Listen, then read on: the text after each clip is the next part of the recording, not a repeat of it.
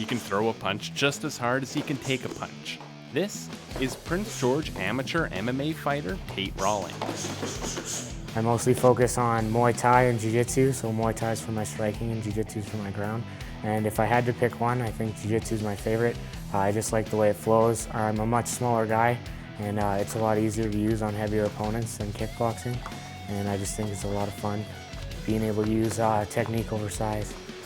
Super proud of him and so impressed with his growth in every way, which is what the true meaning of martial arts is. He truly encompasses all of it, just a student and, you know, just awesome. Tate's always been passionate about mixed martial arts, but he hasn't always been able to fight.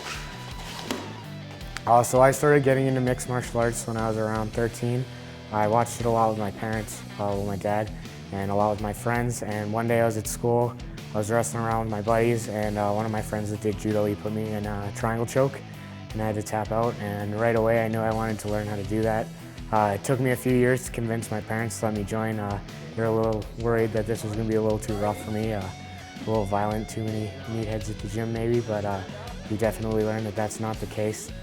He's a real student, and because of that, the formula is simple. Just do what's been done before, and he's doing what needs to be done, and lots of competition, as much as he can fit in, and just day and night, from the morning he wakes up till he goes to sleep. Really, he's always spare time. He's focusing, you know, on his martial arts.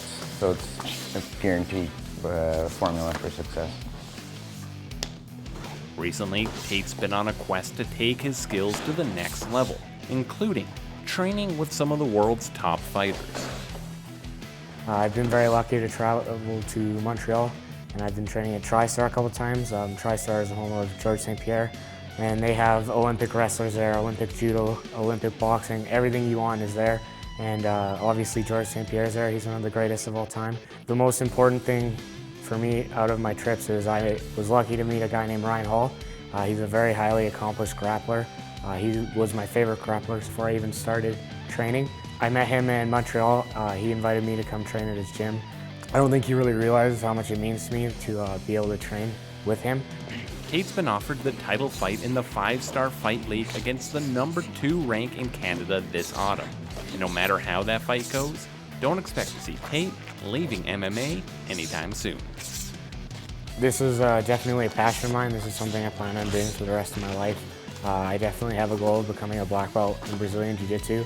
I have 3 amateur fights so far. I've won all those. If I continue to keep winning my amateur mixed martial arts fights, I'm definitely going to look at attempting to go pro.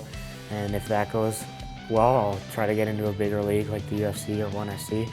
If it doesn't go well, that's absolutely fine. It's not for everyone. I'd definitely love to follow Carm's example and open a club and teach people.